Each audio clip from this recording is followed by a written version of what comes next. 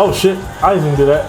Was brought forth by a corrupt government. Now Tupac has to battle between good and evil, as the system has him trapped in a mental prison. These are the types of concepts you're going to be presented with when you listen to this project. Be prepared to cry, as Tupac writes incredible stories that highlight the harsh realities of impoverished societies. The song Brenda's Got a Baby is a perfect example of this, as Tupac tells a sad story about a young single mother that was dealt a short hand in life. But all isn't sad and political on this album, as Tupac also showcases a very energetic style. He did this on tracks that have a hype feel to them that has the ability to ferociously make your head nod. In conclusion, this is a great album from Tupac, as he displayed his abilities remarkably.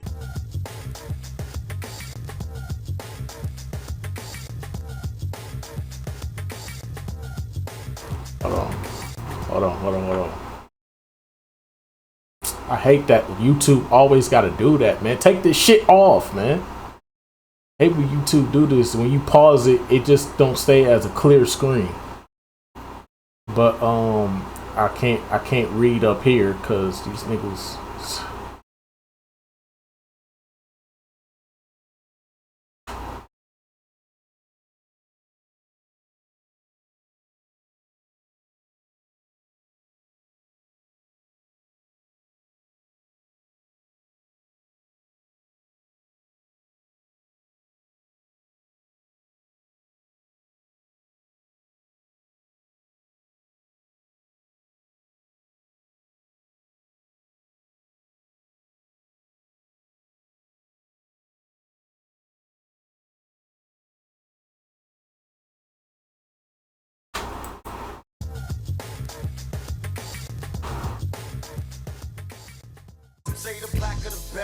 The sweeter the juice, I say the darker the flesh and the deeper the roots. Tupac took a major step back on this project, as his style got very tiresome early on. His flow is uninteresting for the most part, which greatly highlights his repetitious subject matter. I said this before, but I'll say it again. I don't necessarily have an issue with tedious topics. The issue comes when the artist doesn't do anything creative to keep my interest. Tupac's flow didn't age gracefully on this project, as I found myself bored listening to a lot of these tracks. Another thing that I must point out is that Tupac's message is very convoluted on this album, which leads to him contradicting himself quite a bit. One minute, he wants black people to stand up against their oppressors, and the next minute, he's killing and robbing those same black people. Another contradiction comes from the track Keep Your Head Up. On this song, he encourages men to treat women better. He then turns around and says that he doesn't want to commit to one woman on the track I Get Around, which continues the cycle of women being treated badly by men. But all Yeah.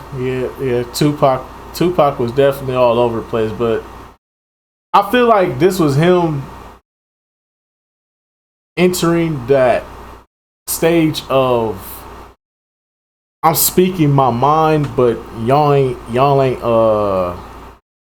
what's the word I'm looking for here? I'm trying to speak my mind. Oh my god, bro.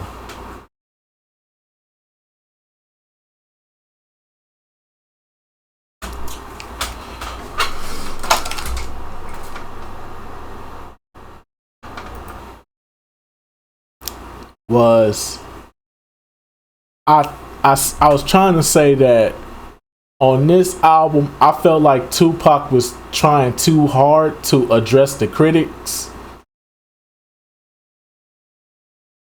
and he kind of just went all over the place with his music because he was trying to cater to the niggas. He's also trying to cater to the women, but he was also trying to prove the critics wrong because he didn't want to be labeled a certain type of way. He wanted his music to be labeled as something as he's telling his people's story. But it kind of got misconstrued. That was the point I was trying to make before T-Mobile shitty ass internet decided to say, fuck you, we good over here. Although these contradictions exist on certain tracks, it still doesn't stop me from enjoying them. All in all, this album was a major setback, but there were a handful of tracks that I still enjoyed.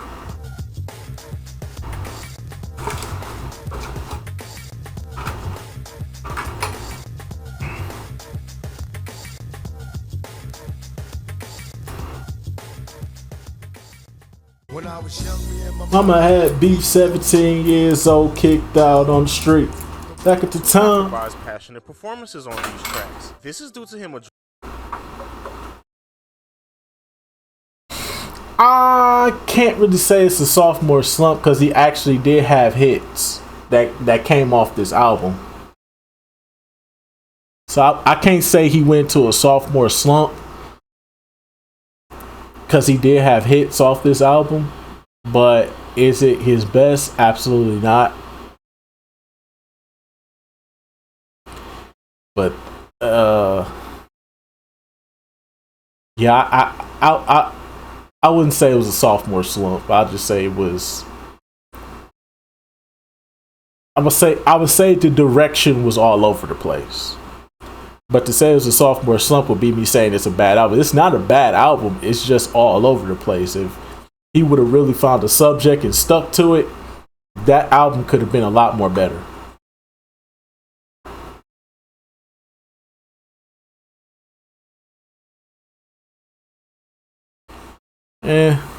Well, I say his second album is on par with his first album. It's just his second album just didn't have a direction that it was sticking with. It didn't have a path or a trajectory that it was sticking with. But I say they're just about the same.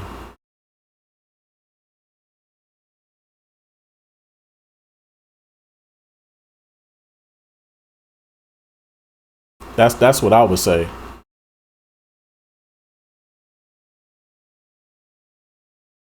But Me Against the World, I don't care what nobody say.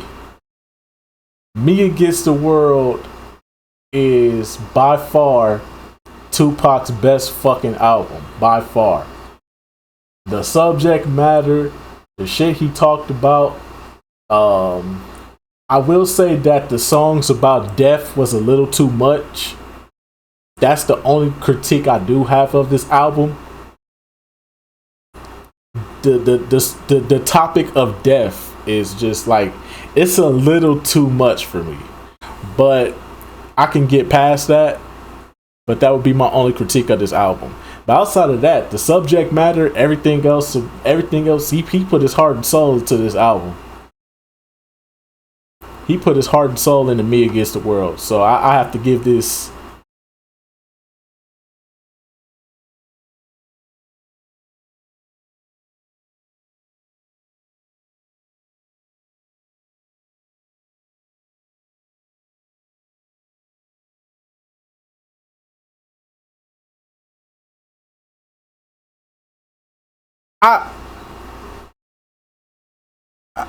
I say it. Listening to Tupac music over time, don't get me wrong, All Eyez on Me is complete bangers. I say this all the time. All Eyez on Me is complete fucking bangers. Tupac was in his fucking bag. If you want to talk about niggas' first day out songs, I don't think nobody can come close to Tupac in a first day out song. Nigga. Ambitions, starting off with Ambitions as a writer and then just going through that entire album, by far that is the best fucking experience. By far, that's the best product. But from a mainstream perspective, yes, All Eyez on Me, you could say is fucking with Me Against the World. But I'm not gonna say that. Okay, by far, okay, yeah, I probably am being a little too spicy, but overall, out of all his albums, I would put Me Against the World over All Eyez on Me, just because of, I could tell that Tupac really Tupac really was passionate about this album. All Eyez on Me, he was passionate, but it wasn't like it wasn't like the Tupac that we used to. This was more like a braggadocious, I'm out of jail now, what you fuck niggas want to do, I'm ready for war type shit. And I mean, that's cool and all, but it'd be nice to get back to the, let's speak about the community, let's speak about the things that's going on in society that's affecting us as black people.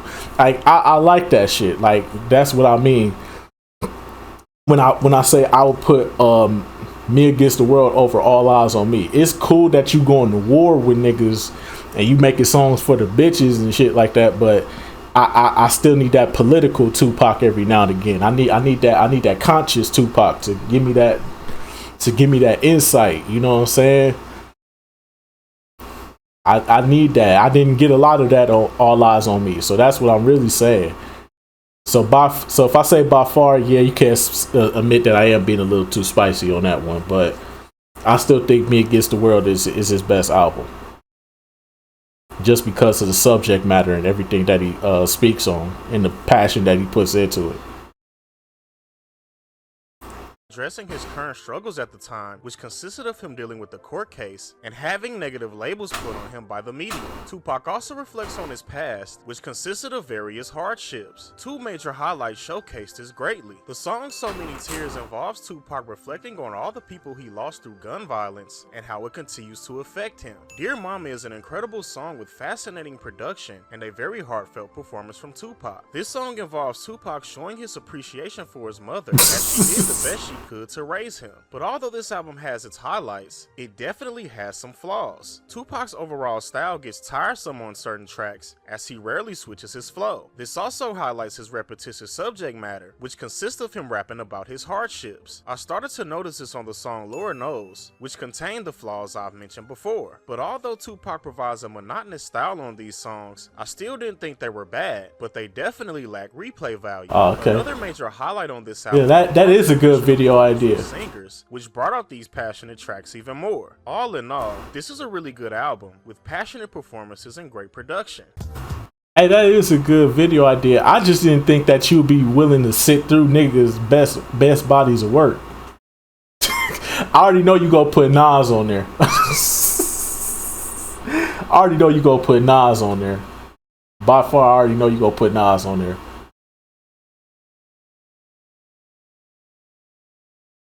You said you never listened to a Nas album.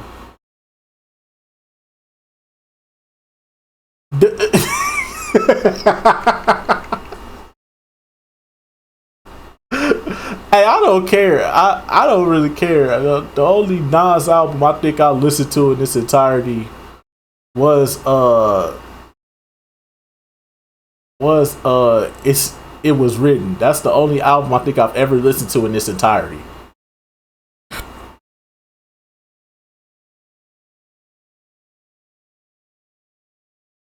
Oh damn.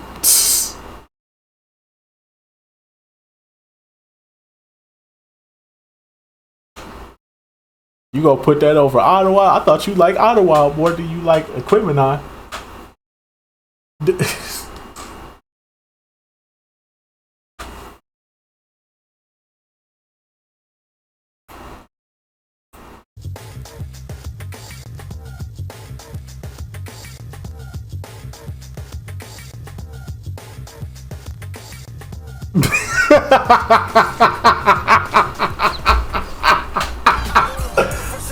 California dreaming. As soon as I step on the scene, I'm hearing Hoochie screaming. Tupac's energy on this album is outer-worldly. It definitely feels like he has something to prove, and he most certainly did, as this album has consistently good performances from him. The production is another. See, I don't agree with a little bit of this. I don't know how you can say Ambitious as a writer is good and then say Scandalous is good. Nigga, these are motherfucking bops. To start off the album with I Won't Deny It, I'm a straight rider, you don't wanna fuck with me. And then to go into Scandalous, oh my god, bruh.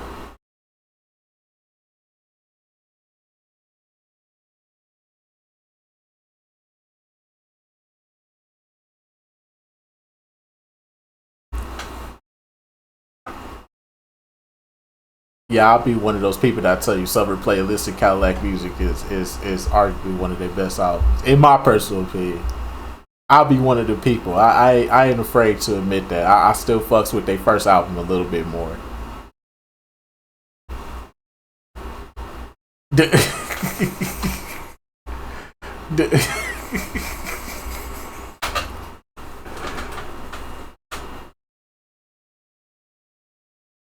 No, I ain't gonna hate on it because it's your opinion.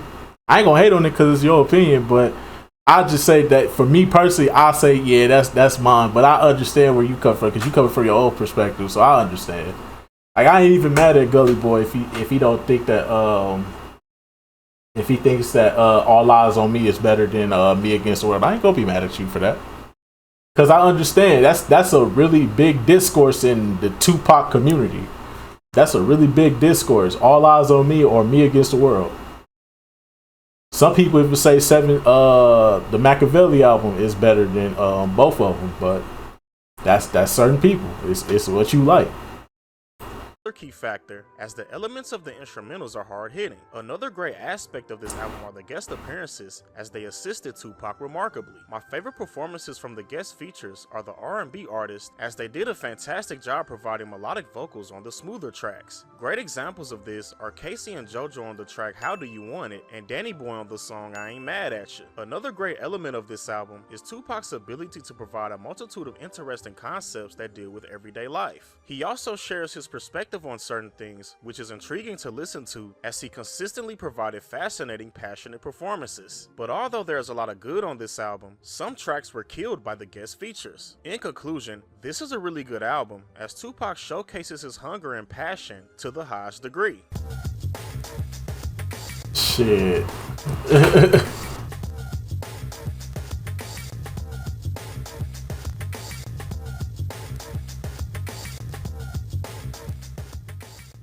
And God said he should send his one begotten son to lead the wild into the ways of the man.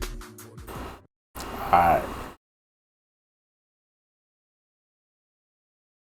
Hey, it be like that though. It be like that though, Amir.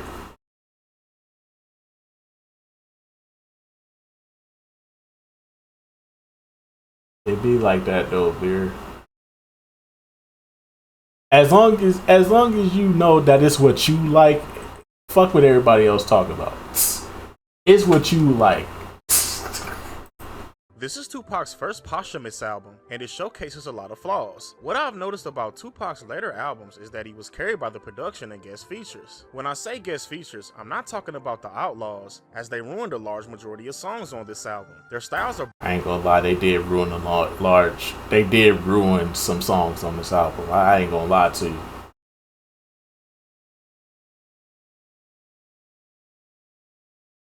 But as far as this album go, it depends on how you look on it.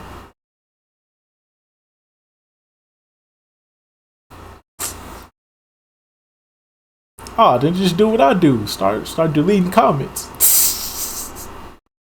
As soon as niggas start getting out of pocket, delete. That's what I do. Niggas been getting out of pocket lately on the Prim videos.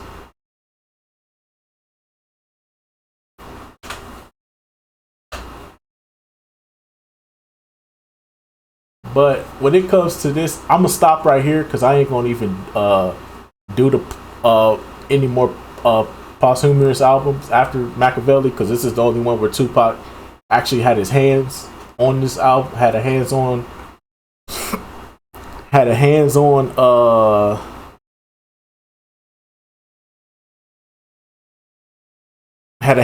direction with this album. Goody Mob by far. Goody Mob by a long shot. It ain't even close. Outlaws right behind them, but it's a big ass distance between Outlaws and Goody Mob.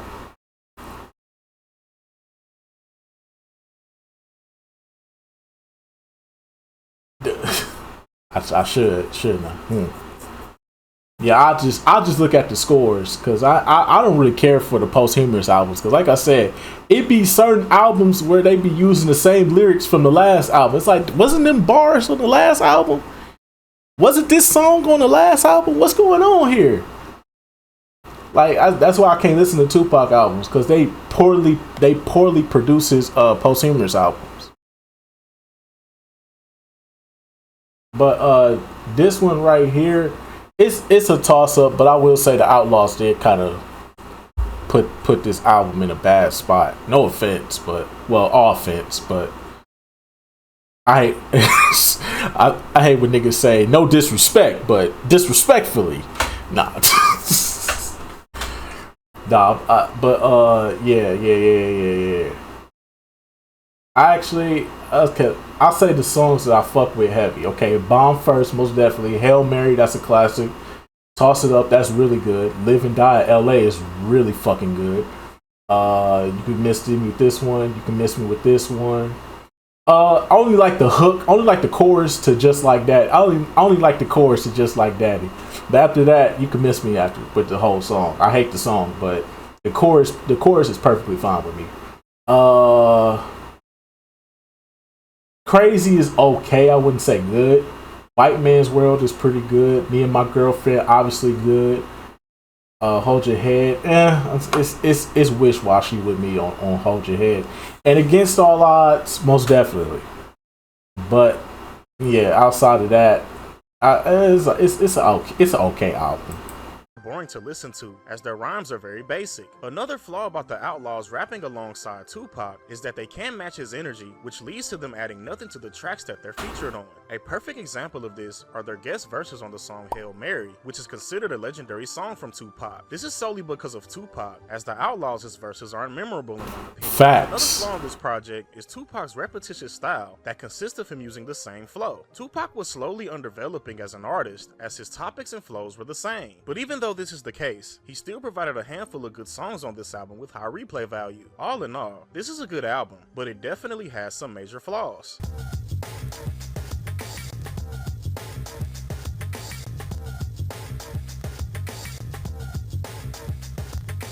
But to be fair to the flow argument, I will say that Tupac I would say it's because of Tupac work ethic. Tupac would just make a song and never listen to it.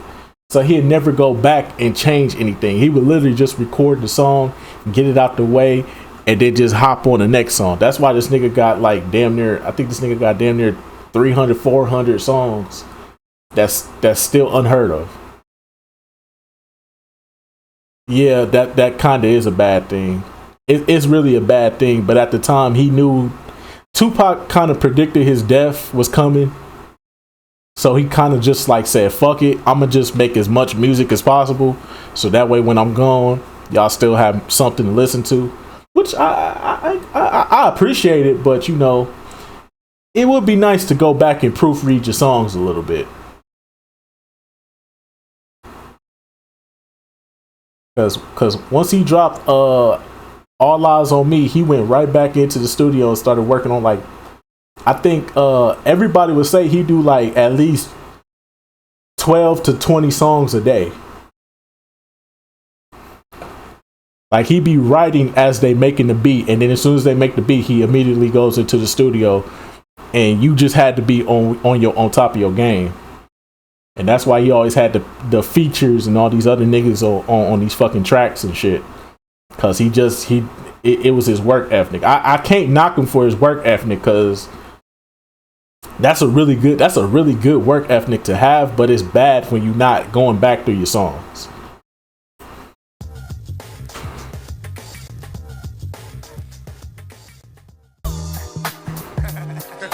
Alright. Songs are well structured. Alright, so at 86, let's see here. Are You Still Down is an okay album, but it ain't but like I said, this is like where this is the first posthumous album, so this is obviously gonna be a good album, but it was too much on here. 26 tracks is too much, but still a good album. But then as you start going along, you start hearing verses from previous albums and shit like that. This is an extreme. We'll get to it. We'll get to it, Amir. The Outlaws album was they definitely deserved the F on this one. They definitely deserved a F on this one. I'm sorry, but the Outlaws album is arguably one of the worst Tupac group albums ever known to man. If I had to say, but then again, if you go put the Outlaws album here, you could have put the Thug Life album on here, dog. Come on, Gully. You could have put the Thug Life album on here. The Thug Life album is fire. Compared to the Outlaws album, oh my god, the Thug Life album go crazy. It start off with a classic, Bury Me a G. Ain't got time for bitches. Gotta keep my mind on my motherfucking riches, even when I die.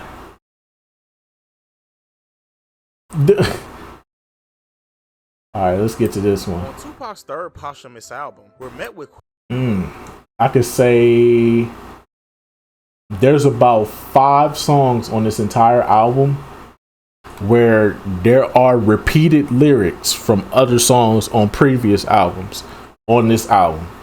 This is where it got really bad. This is where it started getting really bad. And this is where it started getting really fucking bad. So if he started giving these Fs, I'm not even mad at it. I'm not even mad at it if we giving out Fs for these posthumous albums, because I'm telling you, there are so many fucking songs with the same fucking lyrics or the same fucking hook, or it's literally the same fucking song with a different beat on these posthumous albums. That's why I can't listen to them, because they're poorly produced.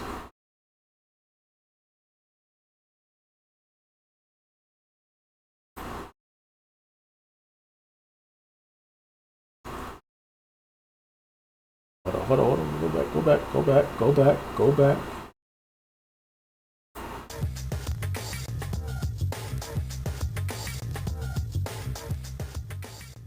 A place to spend my quiet nights. Time to unwind. So much pressure in this life of mine. I cried times I once. On Tupac's fourth posthumous album, it's pretty much the same. There are some improvements as the production is a lot better. Tupac continues to rap about the same things while never switching his flow. A lot of songs are boring on this. I don't remember this album. I do remember Still Ballin'. I remember the song with T.I. I do remember those 2 songs, but I don't remember this album very well at all. Why is Black Tie on here? Why is Black Tie on the Tupac's album? Why? Why is Black Tie here? Get Black Tie up out of here. I don't remember this album very well. All I remember is Still Ballin' and the song with T.I. That's all I remember. I don't have a good memory. I don't have good memory of this album at all. I think the next one should be the Eminem one, if I'm not mistaken. Yeah, here you go, right here. Next one up.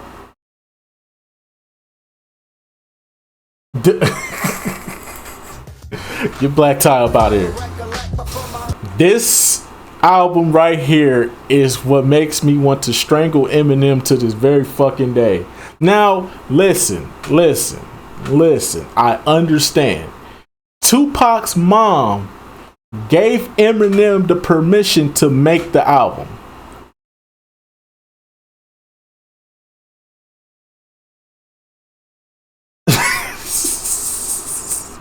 I understand that Afidi Shakur gave Eminem the right to produce this next album.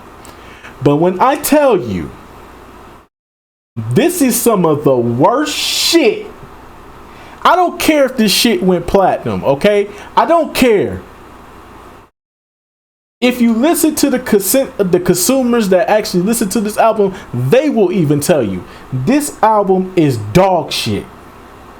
Eminem should never, and I mean never, ever touch a motherfucking Tupac song again in his fucking life. Cause this shit right here was atrocious, my nigga. Loyal to the Game is arguably one of the worst posthumous albums I have ever fucking heard. And it's poorly fucking like, do you okay? You gotta hear Tupac voice. Tupac voice on here is fucking terrible. His vocals are they're either sped up and he sounds like a chipmunk, or they're slowed down and his voice sounds super. Bro, Eminem is a terrible producer. I'm just gonna get that out the way right now. Eminem can only produce songs for Eminem. If he produces songs for anybody else outside of 50 Cent and probably Dr. Dre, it's gonna be a failure, bro.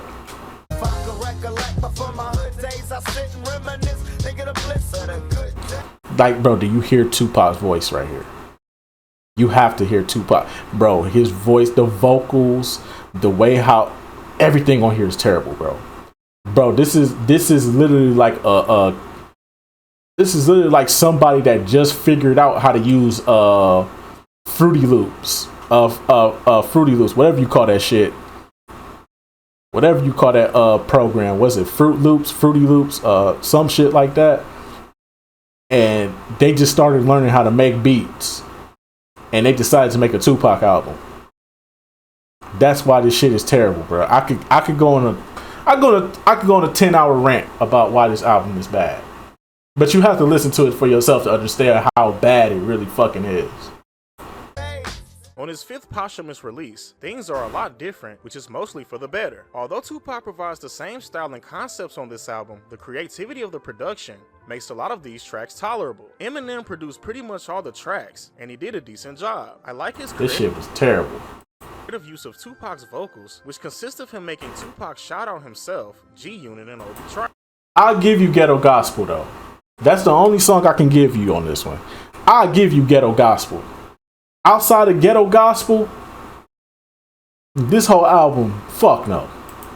Speaking of G-Unit, some instrumentals have their aesthetic, which fits Tupac's gangster rap style exceptionally well. Perfect examples of this are the tracks Soldier Like Me and Loyal to the Gang, which also features the G-Unit members 50 Cent, Young Buck, and Lloyd Banks. Another creative instance that I like was the production and vocals on the song Hennessy. This song is very catchy, and Obi Trice's vocals are mixed perfectly with Tupac's verses, so much to the point that it feels like Tupac knows Obi Trice. But although there are creative instances that enhances Tupac's style, a large majority of this album consisted of the same boring flows and subject matter from Tupac. It's kind of crazy how repetitive he was. His rhymes are also basic, which leads to his style becoming tiresome on certain points of this project. In conclusion, this is a decent album that consists of creative production by Eminem, along with having the same flaws as previous posthumous albums.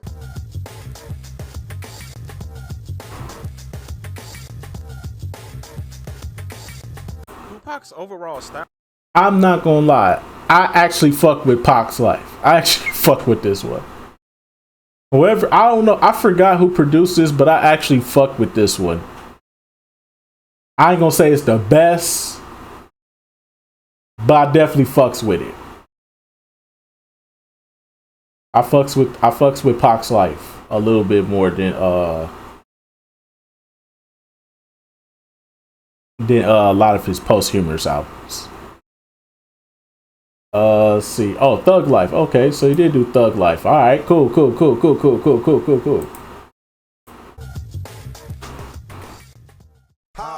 Well, they mourn me.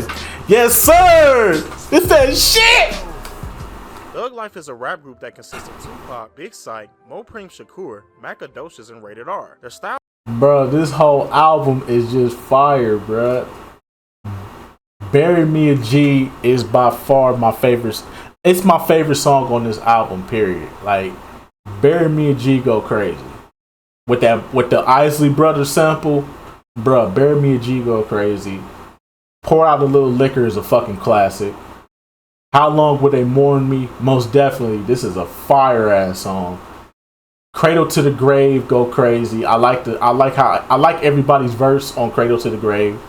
I really like everybody's verse on that. And Straight Ballin' is a great way to end the Straight Ballin' is an amazing way to end this album, dog. This is a great fucking album, bro. Hold on, you said, hey man, hold on. Cause the Thug Life album go crazy.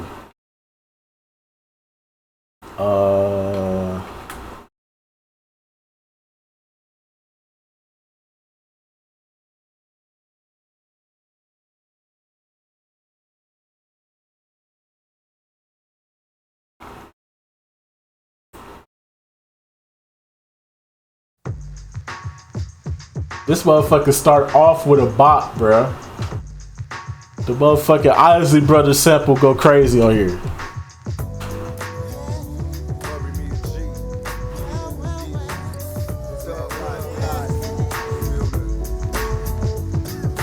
Thinking back, reminiscing on my teams, a young G, getting paid off of dope fiends, fucking up cash that I make. Nigga, what's the sense of working hard? If you never get to pay, I'm hustling. Staying out till it's dawn and coming home at 6 o'clock in the morning. Hands on my clock, eyes on the prize. Finger on the trigger When a nigga rise. Shooting craps, busting niggas out the door. Pick my money off the floor. God bless the trade. Fuck stuck on food. Drunk again, sipping on gin with a couple of friends.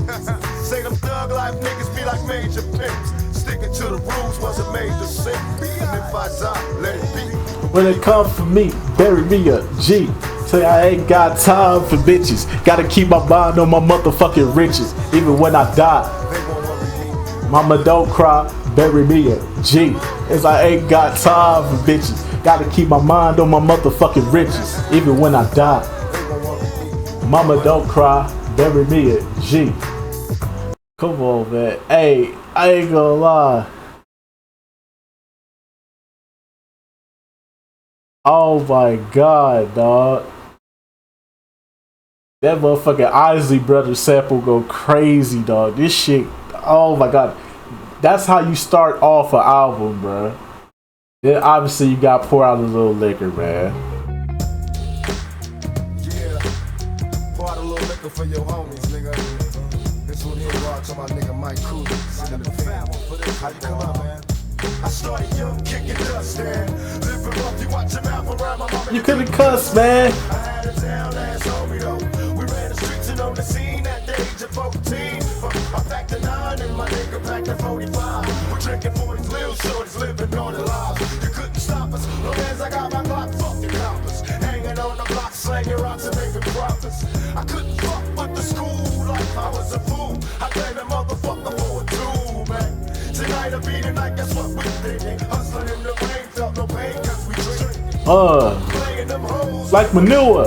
My nigga fucking then the fuck, that's how we do. There's 2 niggas coming up out the hood, living life just as good as we could. But since a bitch can't be trusted, hold 6 to the police, now my niggas busted. The cops whooping on my nigga in jail, trying to get a motherfucker to tell. Nobody diss my nigga. Damn, I miss my nigga. Pour out a little liquor.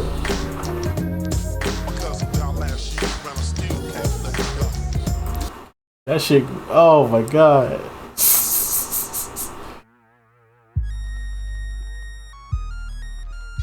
Cradle to the grave, go crazy. I like everybody verse on here. Everybody did a good job on this one. Everybody did a good job on this one. In the ghetto,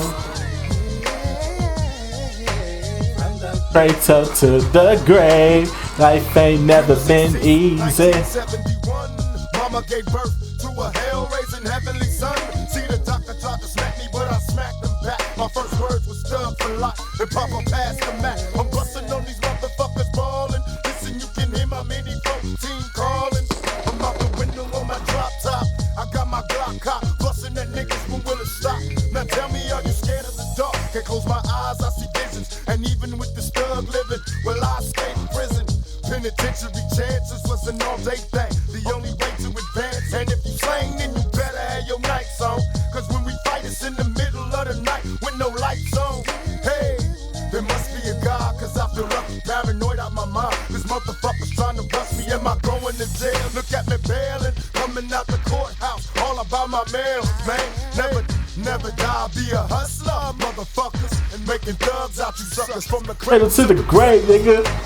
From the cradle to the grave. Life ain't never been easy. Living in the ghetto. That motherfucking chorus, though. That chorus really make that song, though. With you white folks, but now games to be sold and not told.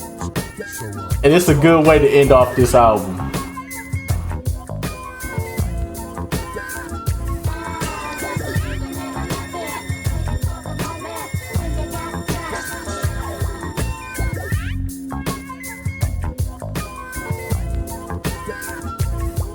before the sunrise. First hit the block, little bad motherfucker with a pocket full of rocks. Learn to throw them things, get the skinny little ass kicked. And niggas laugh till the first motherfucker got blasted. I put the nigga in his casket.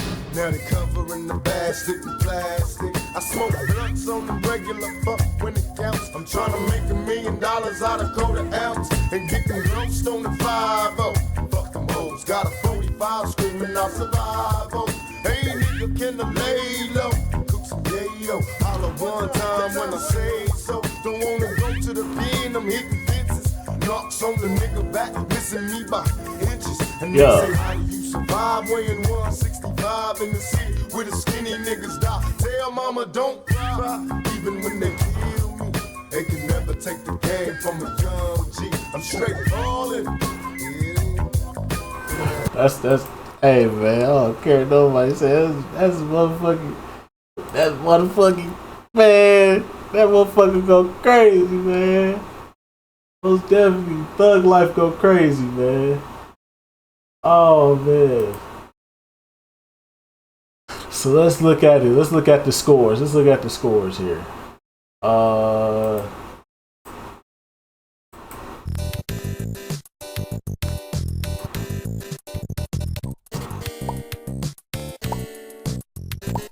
So 2Pac's is probably gonna be the most highest rated. That's fine. Like I said, the posthumous albums,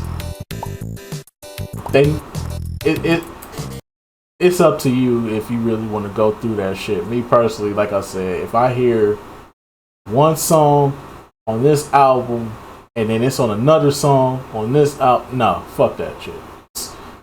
Eminem will never get my fucking praises for this fucking album. Fuck that shit. This was a decent one. Thug Life was forever a classic in my personal opinion, but I can understand. I don't really have a problem with this. I don't have a problem with Gully Boy's review grades and review of these albums. I don't really have a problem with it. The right album's got an A+. Got an A. That's all I'm gonna say. The right album's got an A. That's all I'm gonna say. But say the right album's got an A.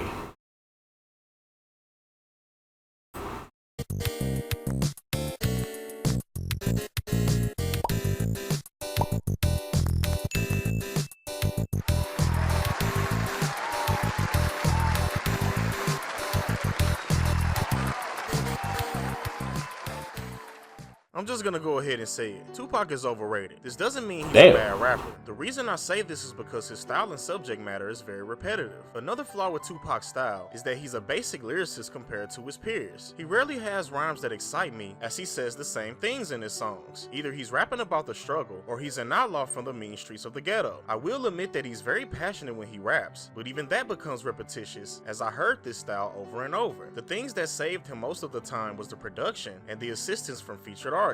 I honestly think that was his way of being creative, which worked in a lot of cases. This is very prevalent on his album All Eyez on Me, which is filled with incredible production and guest features. But although Tupac's style is mediocre, he still provided incredible performances that greatly highlighted his fiery rap style. 2Pac's Now was a great introduction to this. Not only did Tupac provide a ton of energy on this album, I feel like this was also his most creative album, as he experimented with different flows and vocal effects. I wish he would have kept experimenting while also improving his lyrical capability. One major positive about Tupac's style is that he can definitely make you feel his lyrics, even though they're basic. The way he recites his lyrics is definitely intriguing, especially when he's sharing his pain and struggles. There are countless songs in his discography that have very high replay value, as he definitely poured his heart out on those tracks. I feel like it's a gray area for a lot of people when it comes to his posthumous albums. I completely understand that Tupac didn't greenlight the songs on these projects. He had no input in the creative process, which was actually a big deal for him. But for me, this is not an excuse, as I have very high expectations for someone that's propped up to be the greatest rapper of all time. The fact of the matter is that Tupac didn't improve his style on a large— Well, to be fair, he wasn't alive. Nigga. He wasn't alive for this. This is just poor production.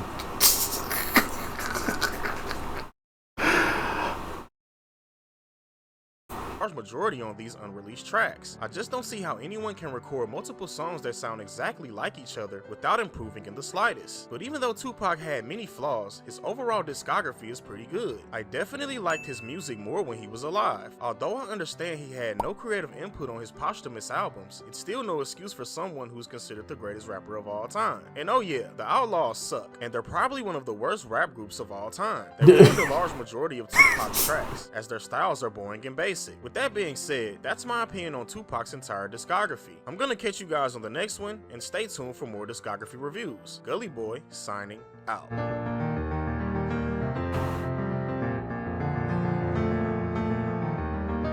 I mean, it's alright. It's alright. alright. It's his opinion. I ain't gonna get mad at it. I will say though that I don't agree with the posthumous because, like I said, niggas was looking for quick bucks off those posthumous albums. Like Suge was trying his hardest to keep Death Row afloat, so the posthumous albums were poorly produced and edited and mastered, in my personal opinion. Listening to them, the Eminem one is by far the worst one. By far the worst one. Even if Afeni did give Eminem her grace to produce that album, still, Eminem should never go nowhere near a fucking Tupac album. But I digress though. Gully Boys entitled to his own opinion. It is what it is. I'm not even mad at it. It is what it is. Don't agree, but it is what it is.